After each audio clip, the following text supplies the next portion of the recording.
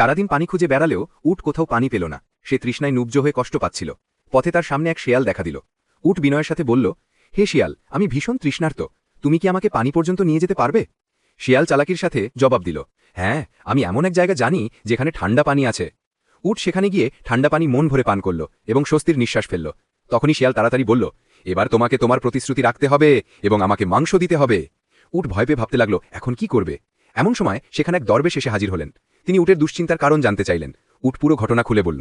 দরবেশ কিছুক্ষণ চিন্তা করে শিয়ালকে বললেন, প্রতিশ্রুতি অনুযায়ী উটকে মাংস দিতে হবে, তবে মনে রেখো শর্তে রক্তের কোনো উল্লেখ ছিল না।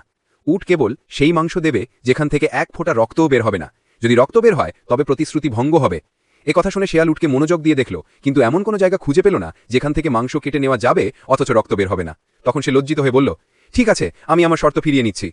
উট দরবেশকে ধন্যবাদ জানালো। তখন দরবেশ শিয়ালকে বুঝিয়ে বললেন, মনে রেখো, কারো অসহায় অবস্থার সুযোগ নেওয়াই সবচেয়ে বড় অন্যায়।